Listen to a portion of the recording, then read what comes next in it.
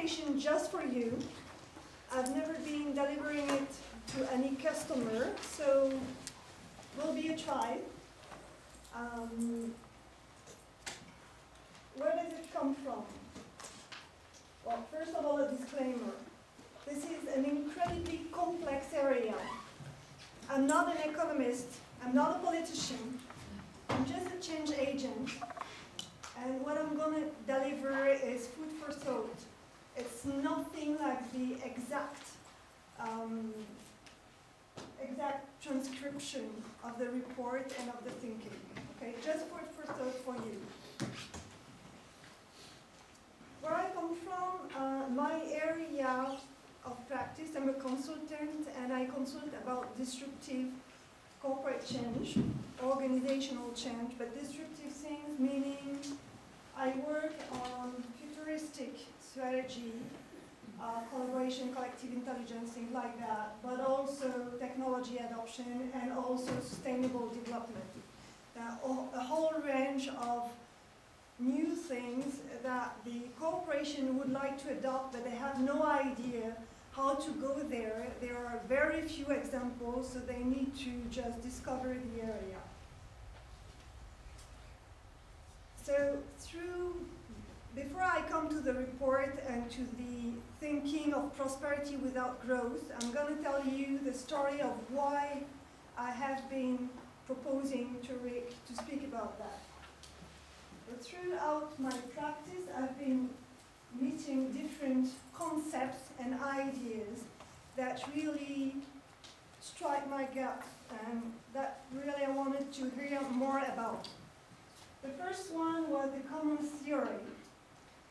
We've been working around that with a group of consultants and corporate people because we wanted to find out if collaboration in corporation has anything to do with how to manage the commons, you know, the river, the fields in a village, and so on. And it's a very interesting area where there has been a few thinkers trying to understand what's going on. What they find out is that people just give up. There's no way to manage the commons together anymore. We're just letting the government or the mayor or whatever do that. And people are just consuming individually, thinking short term, nobody is thinking long term, and nobody is thinking about the commons. And unfortunately, there is no foreseeable change.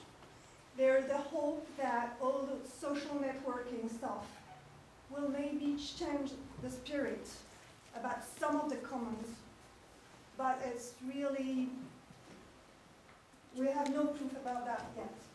So this is one of the concepts that I thought was interesting, and that was the first thing I would have liked to connect and to understand how it's explaining what is happening today. Another concept I met was the footprint and calculating your footprint. Everybody has been doing this calculation already, besides probably Jacob. You know about that?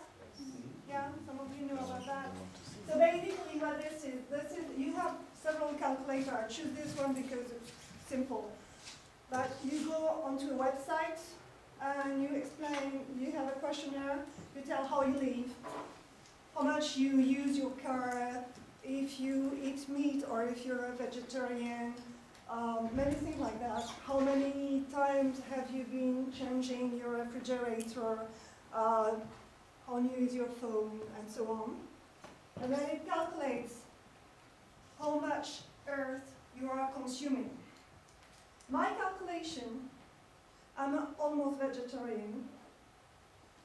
I just changed my refrigerator, which was 20 years old. I use my car once a week. I try to take the train most of the time. When I travel, I try to take the train first, then plane. So I'm not a huge user of technology and carbon but I'm still consuming, this is my calculation, I'm still consuming 2.5 plants. Ooh. Yeah, you do it. Do you do somebody? But that means that if everybody was living the same way as I am living, we would all be starving. Okay? So that's a concept. So that was another sign, and I wanted to connect that to some sort of understanding of the world. Other signs, to me, that I met, that last November we reached 7 billion people on the earth, and it's growing very fast. We will be 9 billion in 2050 something. There has been huge food riots in 2007, 2008 in many, many countries. That hasn't happened before. So it's intriguing that we have too much food in some countries and not enough food in other countries. What is going on here? And we have many crises, and many of the crises are financial crises. Dot-com bubble, the subprimes, and now the debt crisis. These are financial crises. How is that, my question, how is that interconnected? I didn't know yet. Other signs. Because of my practice on sustainable development, I've been looking at very interesting initiatives about CSR rating and groups who were trying to build up rating that would be different from, you know, the AAA or the debt rating and things like that. Trying to help people think about sustainable development in rating corporations. I've been meeting the founder of Vigeo, which is the middle one, twice. And unfortunately, this is very disappointing. Her organization is rating corporations saying, well, you're doing well with sustainable development or you're doing not that well. But nobody cares about it. It has absolutely no effect. No interest from the financial markets. No interest from the investor. It's used for nothing. The sustainability indexes on the stock exchange, you have a few of them. It's somehow the same. It has been hijacked by financial markets to find which startup in the green economy would be financially profitable, make money. It's not make sustainability, it's make money. So very disappointing. Also, inspiration for me, well, inspiration. Way to understand the word, I've been looking at those two documentaries. I don't know if you know about them. If you don't know about them, they are quite interesting. One is the Inconvenient Truth from Al Gore, where he's explaining where the world is going, how the people, how we have more people, more pollution and so on, and it's quite depressing but quite interesting because he's bringing facts. And the other one is the corporation, and it's showing how huge international corporation or something else than what they should be. So interesting movie. And then last thing, because I'm working a lot with the internet, with social networking and so on, I've got interested in hacktivism. Hacktivism is a contraction of hackers and activism. And it's very interesting, that three movement, very interesting from a sociologic viewpoint. WikiLeaks, these guys have been putting in front of the world something like 300,000 confidential documents from different governments about the Iraq war, about many things like that, about uprisings, about what the army was doing wrong from different governments. You have the Anonymous. This group is a group of geeks and techies that are hacking websites from governments and big corporations when they think that these people have been making decisions that are far away from integrity. They are just shutting down the website. They have been shutting down the website from the French government, from the international affairs in the US, from big corporations. And Occupy Wall Street, which is a group of people who would like the financial area to stop thinking just about money and start thinking about people. What is interesting is that those movements get into the media because they're new, and then they disappear, and the government are communicating about them like if they were terrorists. Well, they are interesting from a sociological viewpoint because these are horizontal movements with no leadership. People just come together. You absolutely don't know how. They have no personal wants or needs. They just want to help. WikiLeaks care about transparency. The Anonymous care about integrity. Occupy Wall Street care about sense for people. So to me, they're really a sign that something is wrong with the system, and the silent majority is moving just to try to slow down the system.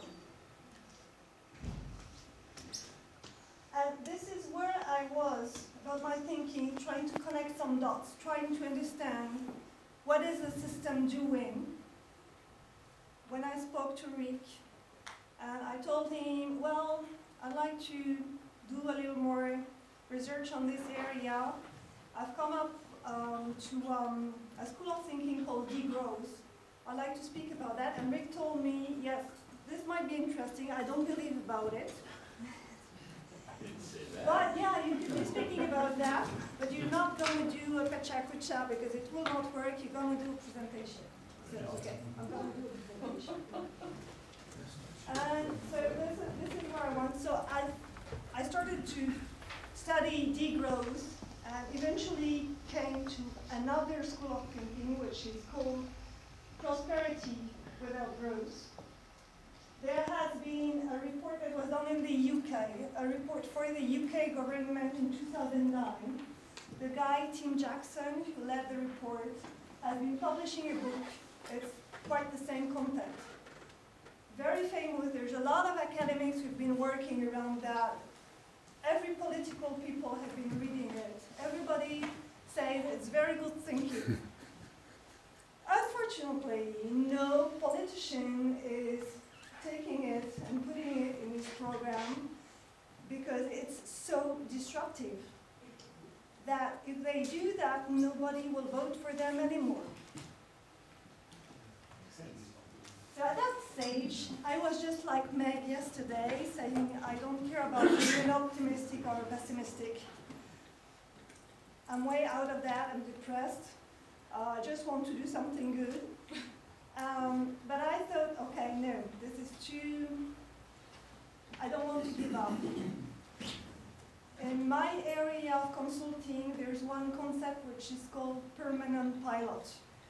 Because we're working on so new areas, we are not working with traditional projects where you have a study, a beginning, a budget, an end, an achievement, and a ROI. We're just working on permanent pilot, which is try. We try. If it's not good, we try something else. If it's good, we keep it, and we try something more, and so on. So we're thinking, okay, let's try something. Let's try to help with my little means maybe pass some ideas, make some people aware, and see what is happening and try to help some groups and so on. And this is how I'm presenting to you today, because maybe I'm planting seeds and you will plant seeds and so on. We'll see. So this report is explaining the myth of growth. It's giving a lot of figures about what's going on. It's articulating all the signs I've been showing you before, and this is why it's a great report to me. So you have a few of the figures it is bringing about the global economy. The fact that the ecosystems are being degraded. The fact that since Kyoto, where we said no pollution anymore, the pollution is still growing a lot. And if we would like, in a 9 billion people world in 2050, to have all the people living with an income at just 2% above the average of EU today, which is about our living level, we would have to decrease by 11% a year the pollution, while we're increasing every year. We're still increasing. So there's a too big gap between what we should be doing and what is happening. Very depressing. Why is that happening? Why is that happening? Our economy is based on growth. Since I read the report, I've been listening to the news, and I've been hearing things like, Paris is not competitive. It's not a competitive city because it's not growing. Being competitive means being growing. Okay. I worked in GE in the past, and the GE planning system, yearly planning system, is called the growth playbook. So planning means growth. And you'll have to listen to the radio or to the TV. Growth is everywhere. Growth means economy, growth means competition, growth means health, growth is everywhere. Profit has been disappearing. Profit became a dirty word, and growth has been replacing that. And it's used everywhere. If you're not growing, you're not living.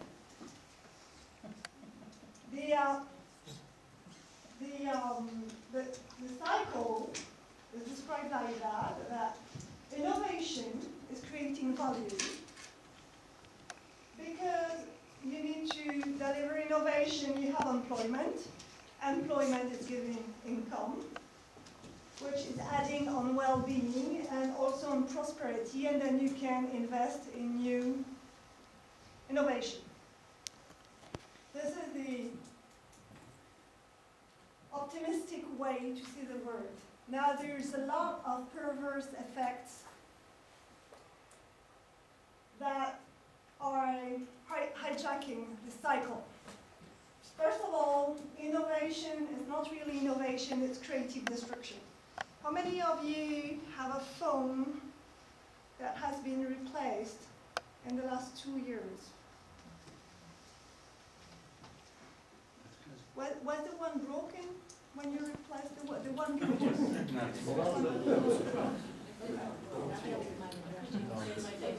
That's the truth. Well, same for cars, same for refrigerators, something like TV. Who does not have a flat screen? But very few of us. Okay. So to feed growth, what we are doing is creative destruction, novelty, new things, cheaper things, just to create consumption.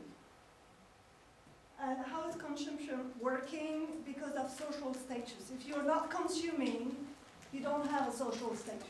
You need to have a car, a flat screen, a phone.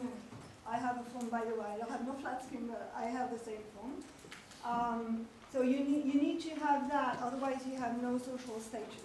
People are just, how to say that?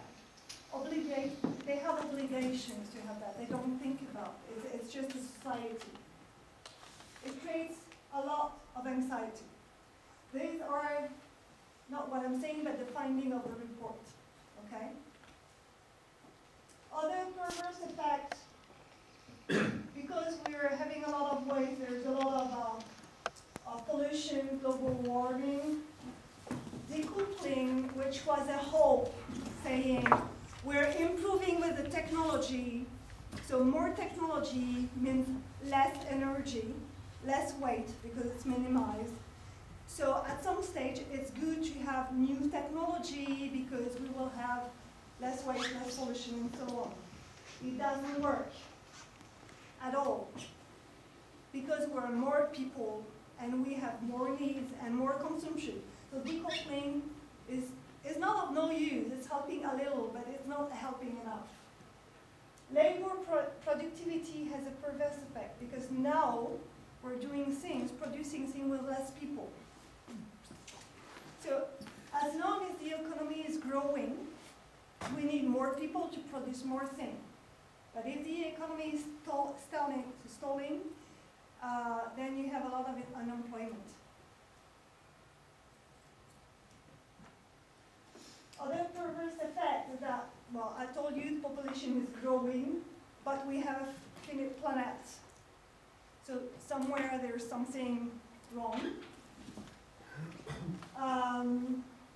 There's wealth condensation.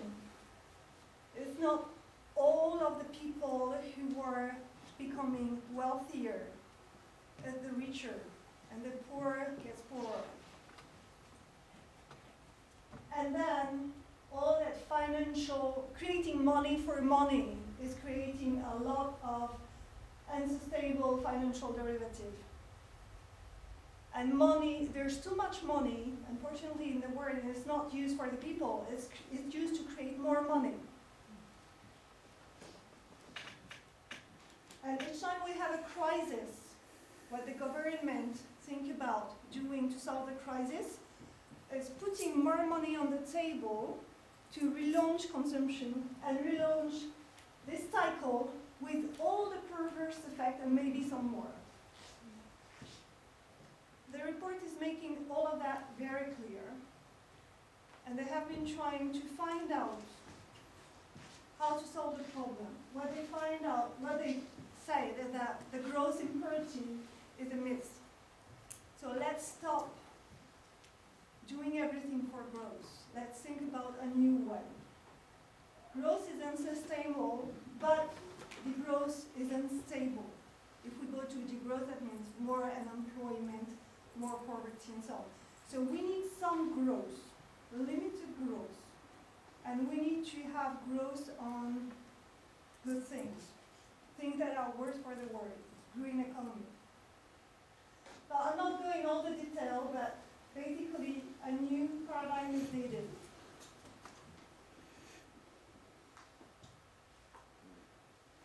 They have been studying, just to have more grounds, they have been studying the happiness compared to the average income. And what they did find out is that somewhere around $15,000 a year, on average, the happiness is not growing anymore. So basically what it means is that when your basic needs are, when you're fed enough, when you have a house, when you have an area to sleep, when you have a family, when you have all of that, you don't need more. Having more money does not increase your happiness and your well-being. There is exactly the same graph about the length of life. The life expectation, how to say that, does not increase anymore above an annual revenue of $15,000. So if you make more than $15,000 on average in the world, you're not going to live longer, you're not going to be happier.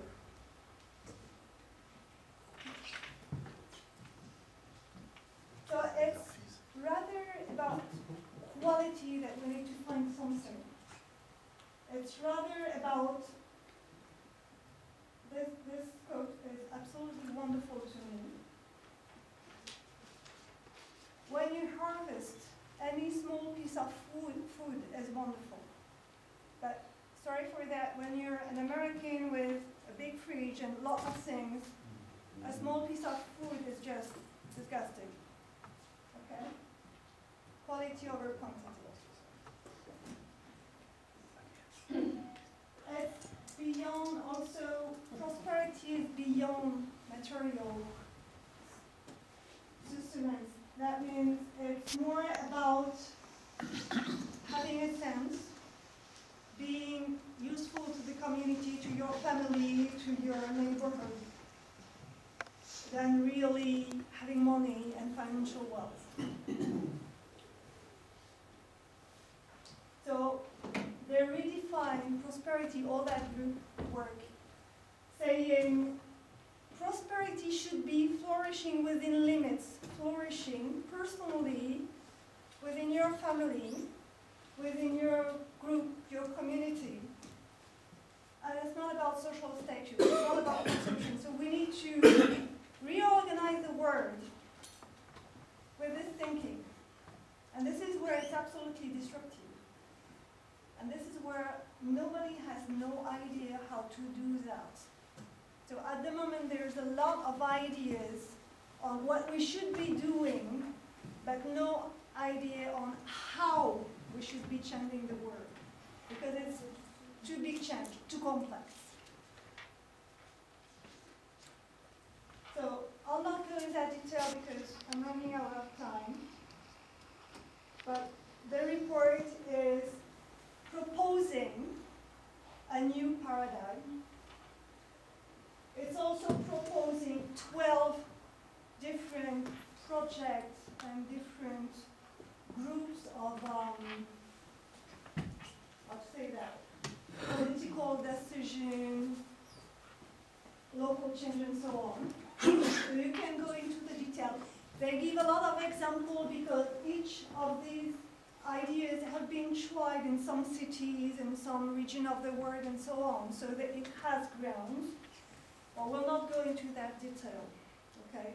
You can read the report. It's very interesting. It's very, very, very complex, but very, very interesting because it's giving some articulation between all those signs or themes we're seeing in the world. What I'd like to do now, I've been speaking enough, so you're going to work. Okay. We'll have 5 tables. We have 5 tables. Number 1, number 2, number 3, number 4, number 5. Each table will have a tool to use to try to find new ideas. You're going to discuss 15 minutes, and then you're going to feed back to the room on one interesting idea, each table. Okay. So what we're going to do, we're going to think about how to help organization, whether corporation, government, whatever type of organization you want, to get ready for a new paradigm away from growth. So remove growth from the thinking. Try to remove growth from the thinking. Even though we don't know what this new paradigm will be. The 5 table will be, this table will be the double loopers. Remember double loop learning? You remember CCC? Yeah. Double loop learning here. So you can change table. But if you like double loop learning, you come to this table. You try to use double loop learning to find interesting idea, and you will feed back on one idea.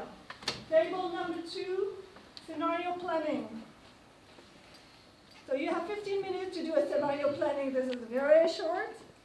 Anyway, so just do the beginning of scenario planning, maybe find the two dimension, I don't know.